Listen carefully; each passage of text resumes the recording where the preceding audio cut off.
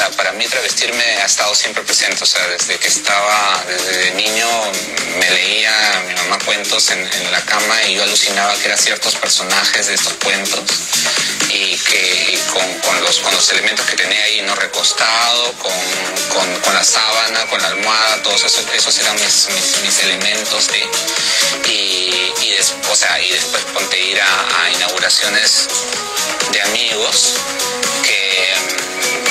que simplemente era ir a divertirse, ¿no? Entonces tú comienzas a preguntarte, ¿no? Mi chamba es performance, yo soy performer.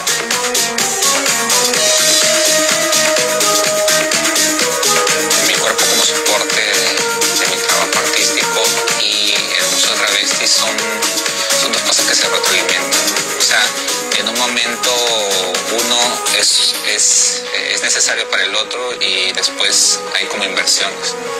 El Museo Travesti fue una necesidad en un momento porque yo trabajaba con mi cuerpo, pero como que la estética que manejaba ya no me bastaba. O sea, había llegado como un techo y pensaba de que quizá en la cultura que nos rodeaba, que muchas veces nos rodea, pero nosotros estamos como en una burbuja al interior de esa cultura sin permitir que esa cultura nos penetre. Entonces habían quizá otros elementos que explotar. Y así comienzo esta investigación.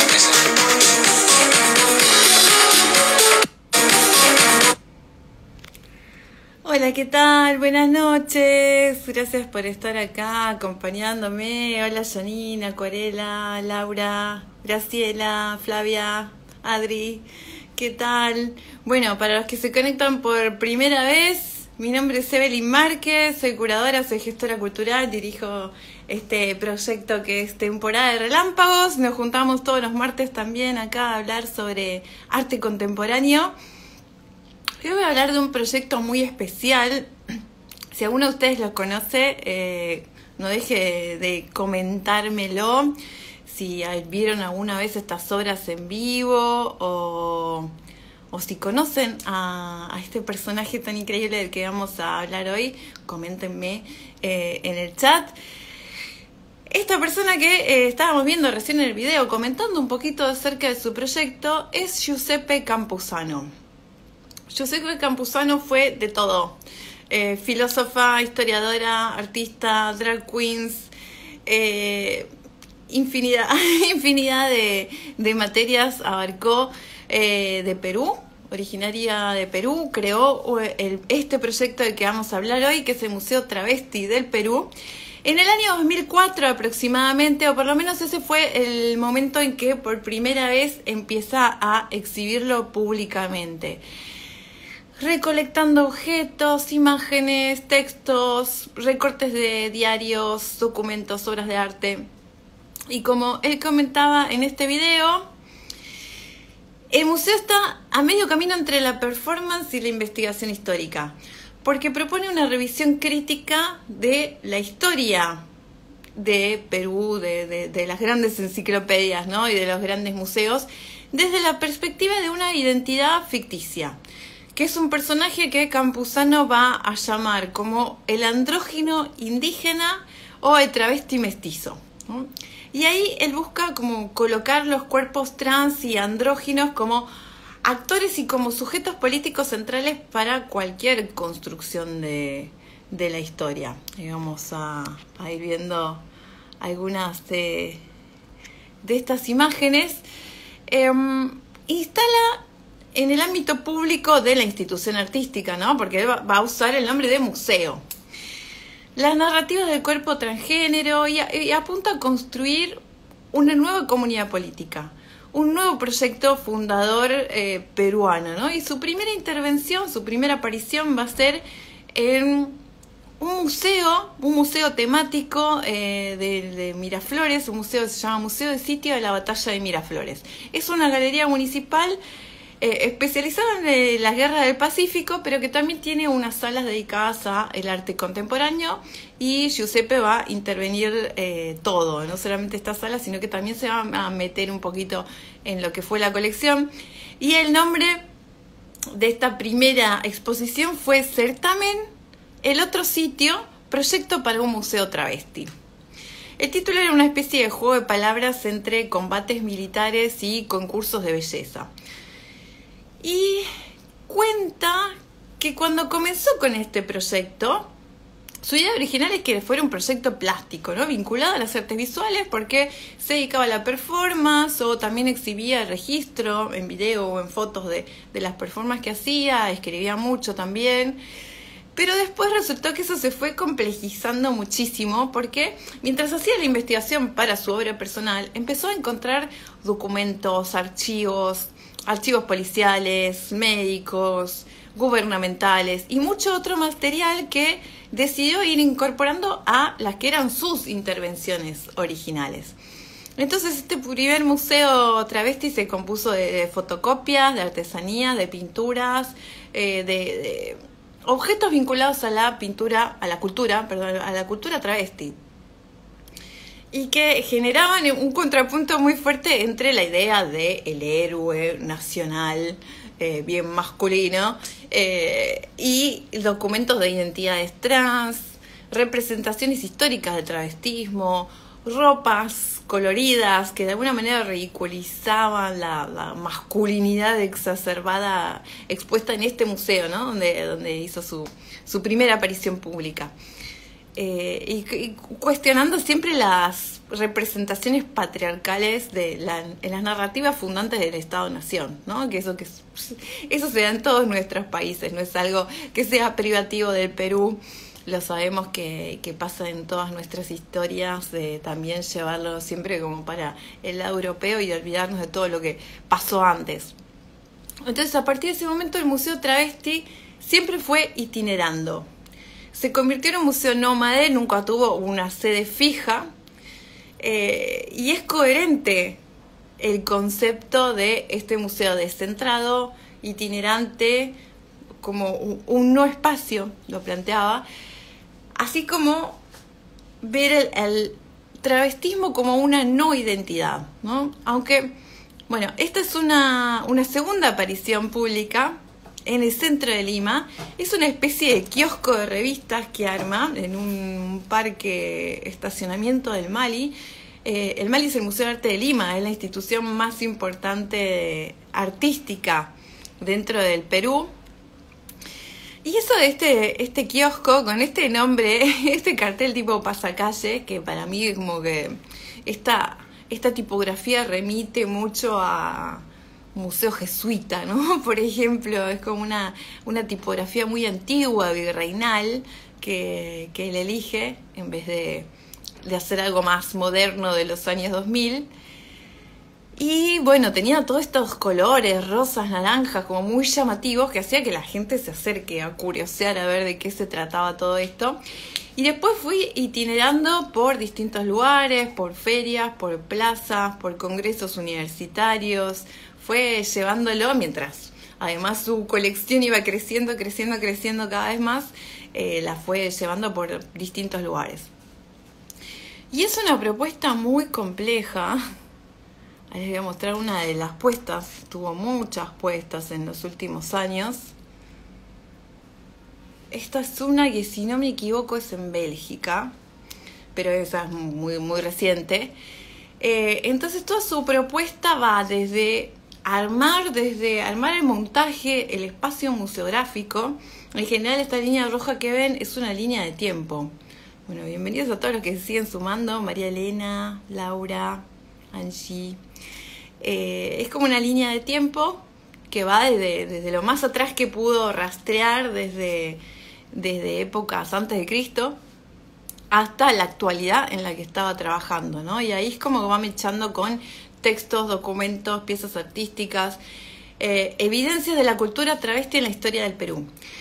Porque lo que Campuzano descubre es que el travestismo era algo muy presente en la historia del país. Bueno, es difícil hablar de país en épocas prehispánicas, ¿no? Pero bueno, en ese territorio.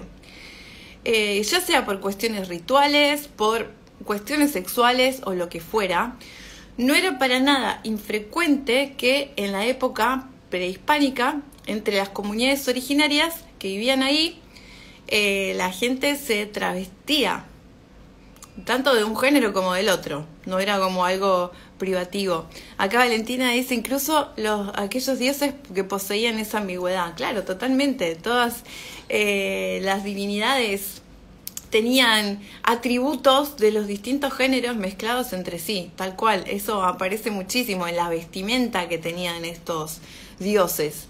Entonces era una cuestión tan presente que los españoles vieron la necesidad de lanzar un edicto de 1566, que este es un documento que forma parte del Museo Travesti, que él que va a estar expuesto en esta línea de tiempo. En 1566 lanzan un edicto donde se prohibía que los hombres se vistan de mujeres y las mujeres se vistan de hombres. Bajo una serie de castigos tremendos. La primera vez eran 100 azotes, la segunda vez te colgaban de no sé dónde durante 3 horas, la tercera vez, bueno, estaba como ahí todo muy estipulado. Pero aún así, a pesar de todas estas prohibiciones, van a seguir apareciendo ciertas manifestaciones a lo largo del tiempo, siempre un poco veladas y por supuesto siempre silenciadas por las instituciones oficiales, ¿no? Del gobierno, de la historia, de los museos, que generalmente son representadas por hombres blancos, hetero, que bueno, la cuestión de lo blanco también es muy problemática, ¿no? En nuestros territorios, ¿no? Como bueno, apuntar a que lo extranjero es lo mejor que lo local y que es más válido y más valioso, porque sabemos que claramente no es bueno. Y allá en Perú es peor que acá, porque todavía se mantienen esos sistemas de castas muy marcados. Hay una artista contemporánea que hizo una obra que es un tanto escalofriante, que yo creo que ellos quizás lo tienen más naturalizado, pero visto de afuera es como muy escalofriante, donde va como haciendo un registro de los diferentes tipos de piel, ¿no? Y ella venía de una familia adinerada y fue un colegio privado, pero sus padres tenían una piel como más oscura que el resto de sus compañeras, entonces era como, ay, ¿qué haces vos acá? ¿Por qué venís a este colegio? Y eso, como, bueno, derivó muchas horas que ella hizo en su etapa adulta. Entonces, como por una doble vía, ¿no? Por el lado de género, el lado sexual, el lado del tono de piel. Todas estas cuestiones que fueron absolutamente silenciadas, ¿no? Que es algo muy pregnante, que nunca se terminó de disolver totalmente. No es que, bueno, se independizaron y ya. No, esas cosas siguen latentes hasta hoy en día.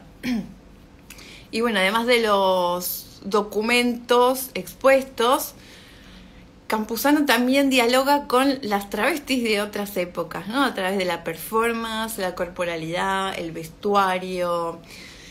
Visibiliza la violencia con las que se la trató históricamente, ¿no? Es un trabajo muy complejo, intelectual, performativo, académico, antropológico.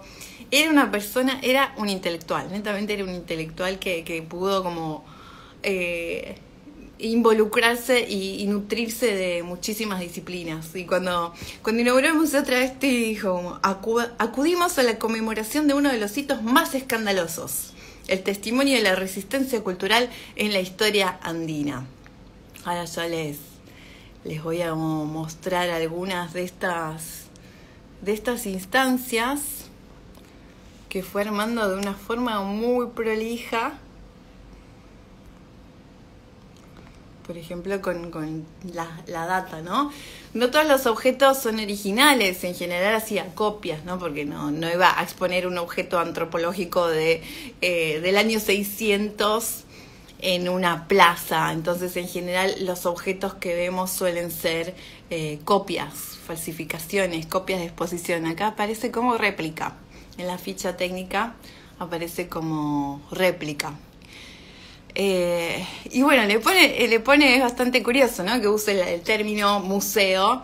El museo funciona como un espacio hegemónico, como un contenedor de obras que fueron previamente seleccionadas, que están ahí expuestas para educar, para enseñar, para civilizar y a la vez para justificar el discurso, ¿no?, que oculta ese proceso de catalogación. Por un lado, permiten ordenar las obras para que los espectadores puedan relacionarlas con su cultura, puedan reconocerse en ellas, pero también esa selección y esa exhibición se asegura de mantener en el ostracismo a las obras ya excluidas que están fuera del discurso que se quiere mostrar, ¿no? Acá Laura dice que hoy le habló de esto a un compa del colectivo Identidad Marrón. Bien, esa es como una actualización del proyecto que estamos viendo, que concluyó hace 10 años con la muerte de Campuzano. Podría haber seguido, pero bueno, ahora tenemos como nuevos movimientos. Lo travesti no es la aparición actual de una nueva conceptualización de la sexualidad, sino que es una figura que se fue desarrollando a lo largo de la historia como un desafío también a las jerarquías tan binarias, ¿no? La idea binaria de género, de sexualidad, hombre-mujer. Y les quería leer un fragmentito de una entrevista que le hicieron a Campuzano, que le preguntan ¿qué criterios ha seguido para construir este museo? ¿Qué líneas ha seguido para desarrollar este proyecto? Este proyecto plantea la prostitución de aquella memoria instituida, naturalizada y despótica. Una prostituta no como finalidad, identidad o paradigma, sino como mediadora de un proceso sexualizante, postidentitario y descolonizador. De un rito donde el cuerpo, el arte y la historia son dispositivos deconstructivistas.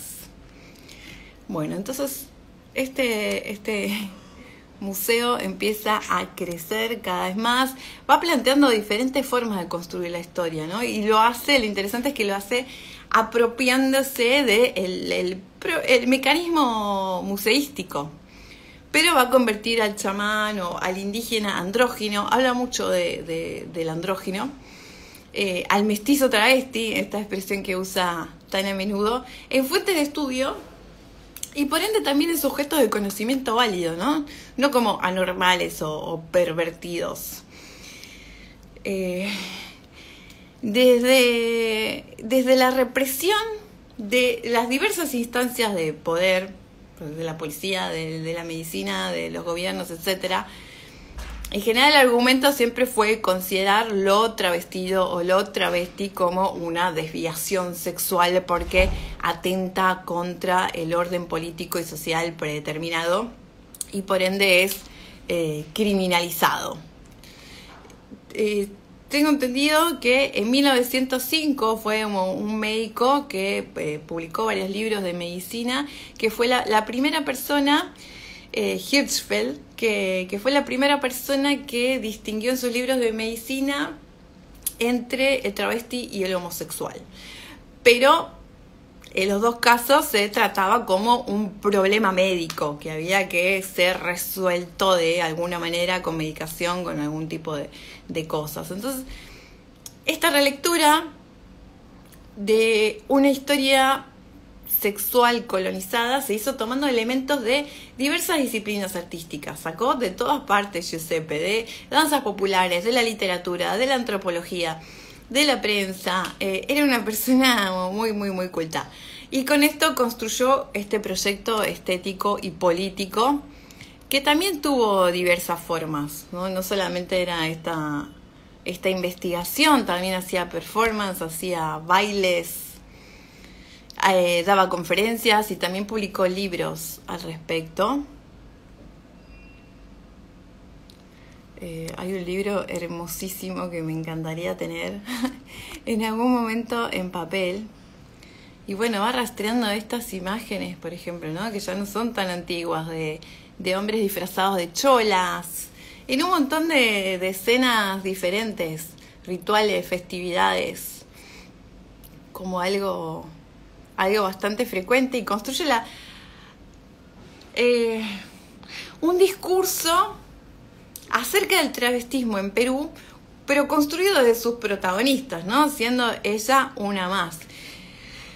Y construye la colección de este museo a partir de obras de otros museos, como esto que veía que usaba réplicas, usaba pinturas, pero bueno, obviamente no las originales porque los museos no se la iban a...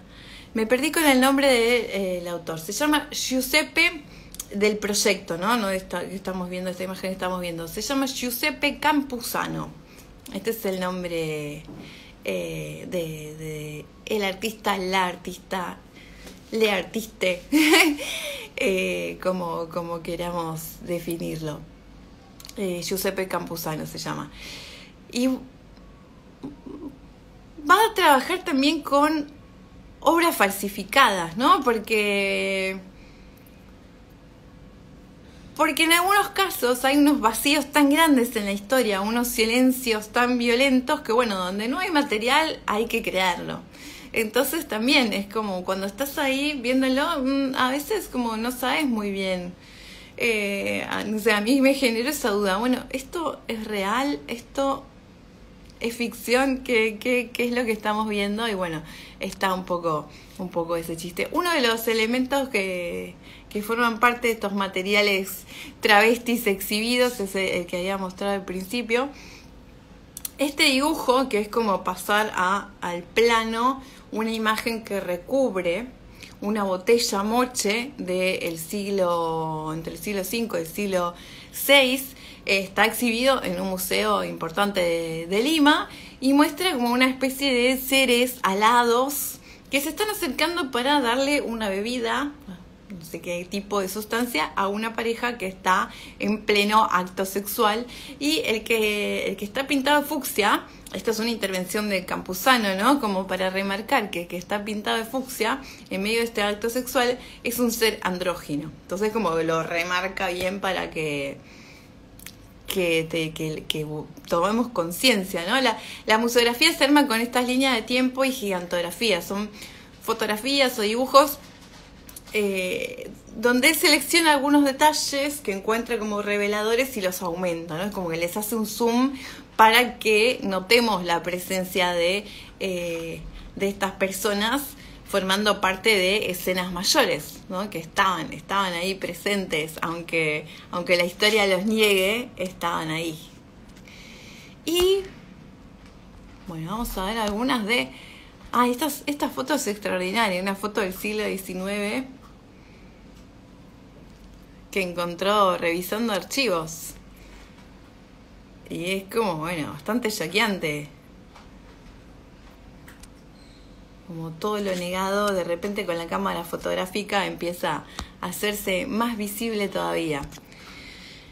Y acá tenemos a Giuseppe, creo que yo con mi imagen les estoy tapando una de las caras, que acá aparece también travestida con distintos looks, en general looks como un tanto originarios, salvo el último que tiene un aire a Bowie, ahí tiene un espíritu de Bowie, donde usa todos estos maquillajes excesivos. En el que estaba abajo a la izquierda, yo no sé, tardé por lo menos 5 veces hasta que me di cuenta de que tiene los ojos cerrados y entre las cejas y las pestañas tiene pintado otro ojo, como no había visto esos segundos ojos dibujados. Y bueno, son personajes típicos de su cultura. Hay expresión de ira, el primero que está como gritando, hasta un poco más de gozo en los que están abajo. Y este tipo de obras, bueno, también él venía, o ella venía, Giuseppe venía de una familia donde la madre era blanca y el padre era indio. Y siempre ninguneó de alguna forma toda la cultura que venía del lado del padre. No le prestó ninguna atención hasta que alrededor de los 30 años, fue a visitarlo.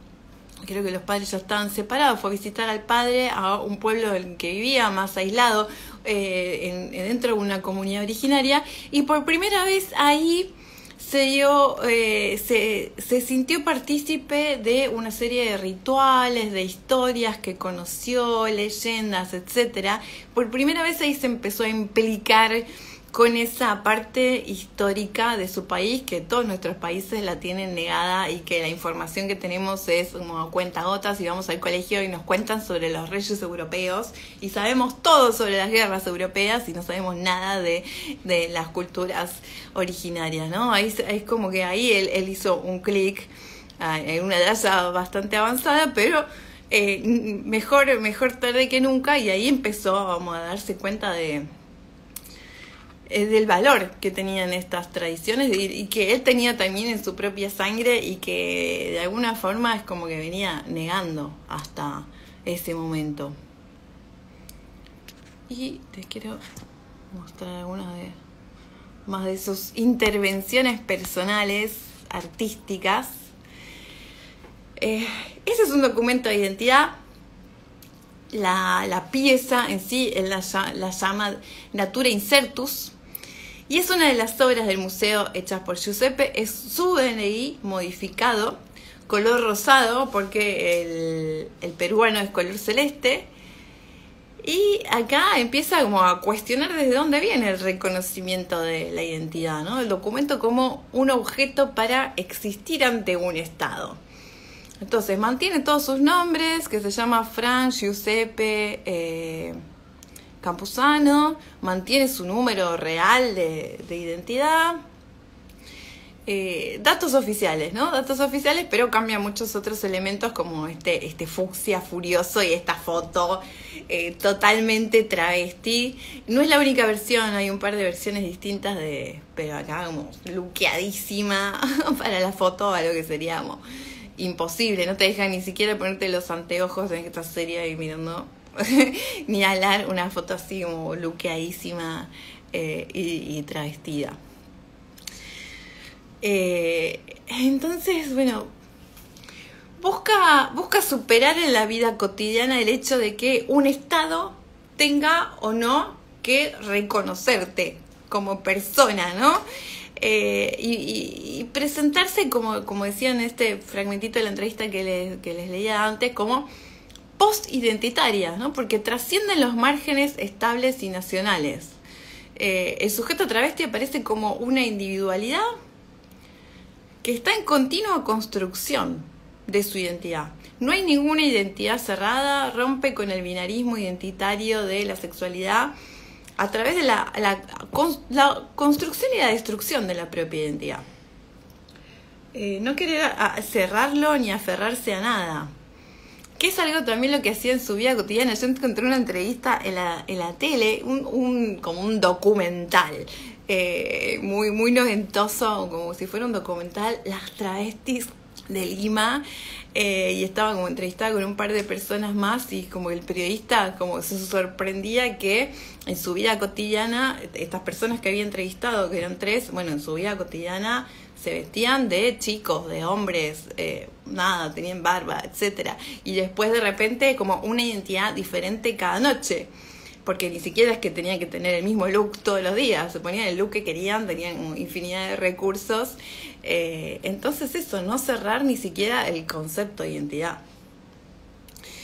Y bueno, también hacía performance. Les voy a mostrar algunas de estas, que es por lo que fue también. A ver si... ¡Ay!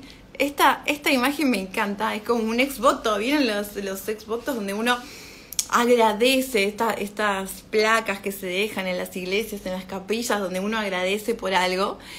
Y en este caso dice: Sarita, madre mía, te pido bendigas nuestras vidas. Yo creo que Sarita era como una travesti mayor que la acompañó en este proceso y demás.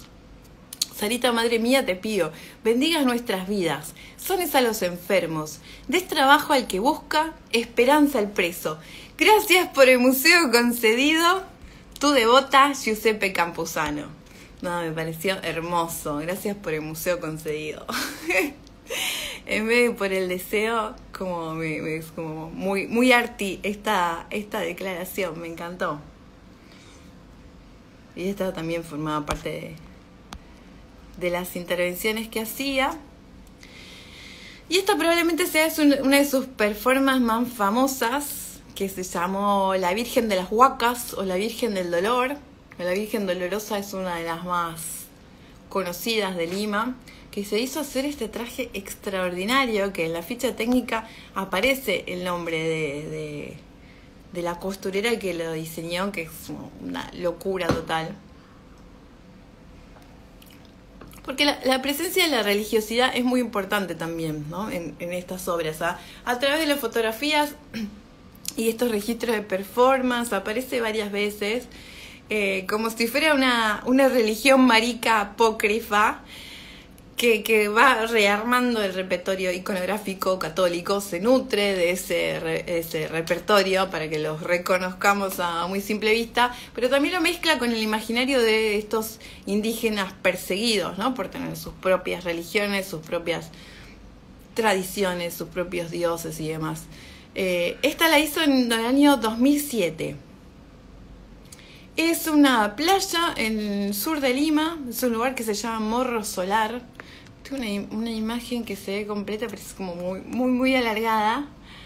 Que es muy gracioso porque cuenta que, claro, se apareció, estaba ahí posando para el fotógrafo que estaba haciendo el registro con este traje completamente desplegado y al parecer había muy cerca una ruta.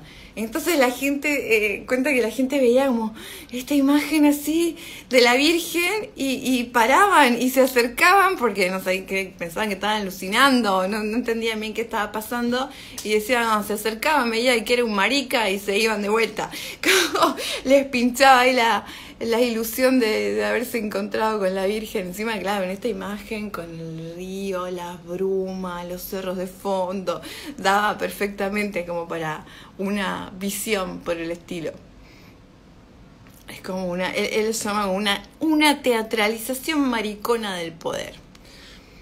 Hay una estética barroca muy fuerte, ¿no? Vemos en su trabajo, en los maquillajes, en estos vestuarios, que se asemeja un poco también a el barroquismo de las drag queens, ¿no? Como todo muy exagerado, muy desbordado. Acá como abro un paréntesis, porque si bien tiene muchas obras críticas, alguien me comentó, me hizo un comentario muy hostil cuando publiqué el flyer de la charla con una imagen que era justamente esto, Campuzano con el traje de virgen. Me hizo un comentario muy hostil en relación al mundo travesti que se burla de lo sagrado. No uso el término burlar, uso un término un poco más chocante, más desagradable.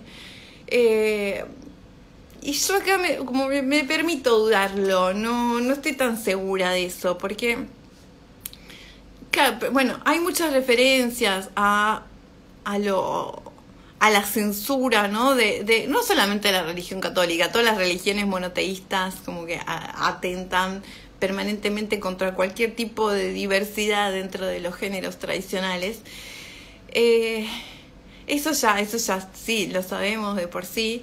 Pero yo no estoy tan segura si va por ese lado solamente o también va por la necesidad de construir una religión en donde sean aceptadas, ¿no? Donde no sean negadas como sucede en la religión católica. Yo no sé qué pensaba Giuseppe al respecto, pero sí sé que tenía que dentro de su grupo así de referencia había como un grupo de chicas travestis que eran muy religiosas y que se juntaban a rezar y demás.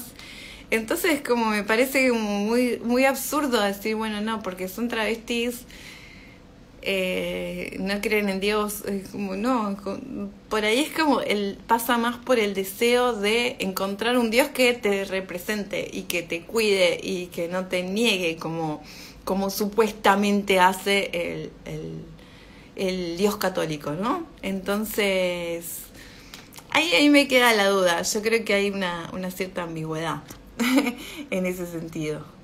Bueno, no diría que es una negación de la religión, para nada.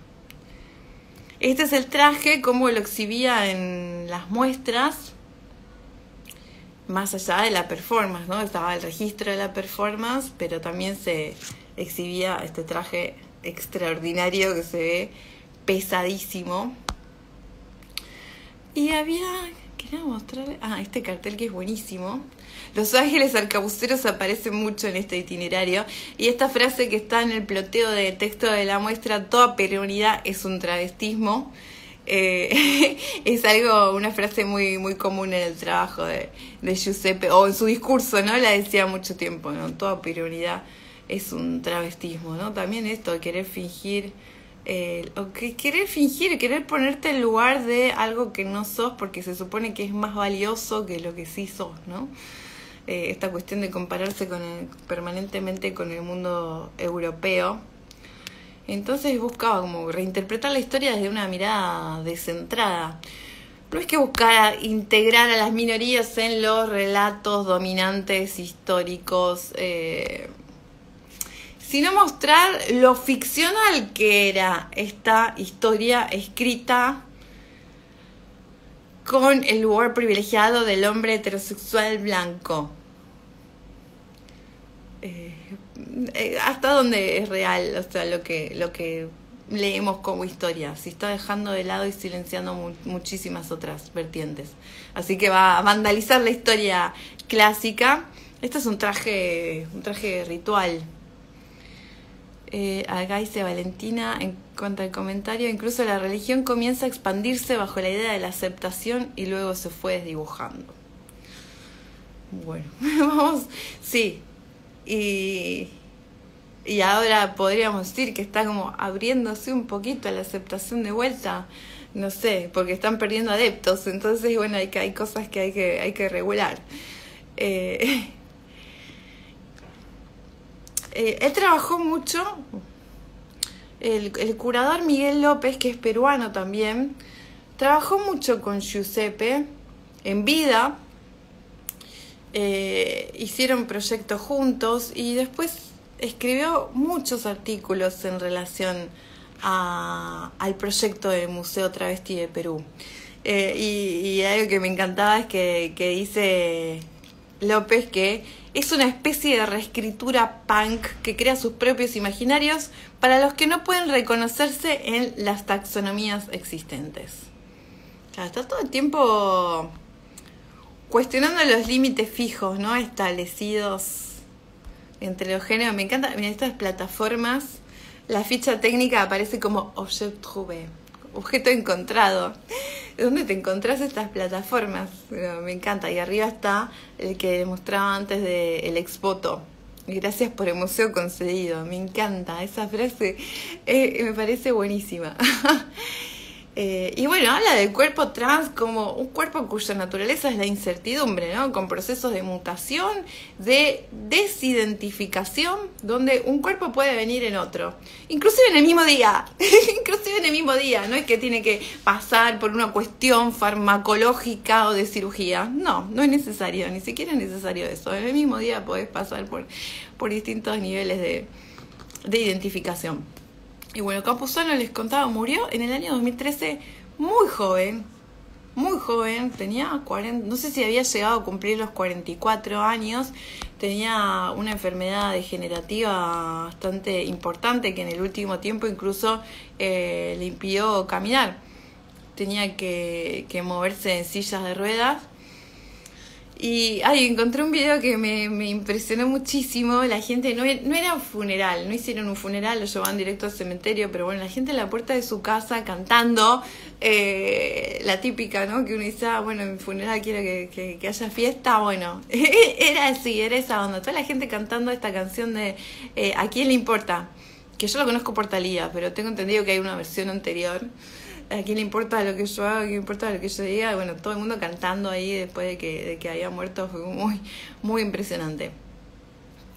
Al año siguiente, en el 2014, este proyecto va a formar parte de la Bienal de San Pablo. Va a ser como, ahí como va a llegar a la fama, a llegar a la institución artística por excelencia que es la Bienal. Ahí yo conocí este proyecto, en esa Bienal de 2014. Me costó un poco entenderlo porque estaban todos los textos en portugués, entonces me costaba un poco como entender a dónde iba, ¿no? Porque bueno, yo veía esta línea cronológica, pero esto que mencionaba antes, no entendía muy bien, o sea, qué tanto era realidad, qué tanto era ficción, y creo que esas cosas tampoco nunca fueron develadas. Y bueno, a partir de ahí ya empezó como la movida internacional, ¿no? Porque que yo sepa, en vida de Giuseppe el museo siempre se mostró localmente, dentro de ciudades peruanas y principalmente dentro de Lima. Pero bueno, después de su muerte y llegar a esta como consagración post-morte en la Bienal de San Pablo, que es una de las más importantes del mundo, al año siguiente, en el 2015, se va a exponer completa en la Escuela Superior de Arte de Bruselas. Y a partir de ahí ya como por todos lados, por todos lados se va a exhibir. Yo realmente no sé quién se hizo cargo de toda esta colección después de su muerte. Obviamente alguien la tiene en su poder y muy bien cuidada, porque ha seguido su itinerario por muchas otras ciudades e instituciones del mundo. Mire qué curioso, porque Giuseppe nunca había exhibido en un museo tradicional de arte, ¿no? Siempre había ido por los márgenes, por afuera, y ahora, bueno, como altísimos museos, instituciones, todas de rubro se mueren por tener sus obras, así que entró así... como el urinario de Duchamp, ¿no? Que era como en contra de la institución artística, hasta que la institución artística supo apropiarse de eso y convertirlo en un objeto más de merchandising, algo así vemos por acá. Y bueno, se ha escrito mucho más, se ha hecho mucho más reconocido y reúne toda una serie de sexualidades alternativas en este mare magnum de información de vírgenes porno, drag queen andinas, de toda una celebración de estos cuerpos despreciados, que el Campuzano en una frase dice: para celebrar el placer perverso de quienes nos sabemos y nos deseamos monstruos en la desemejanza. Fuertísimo.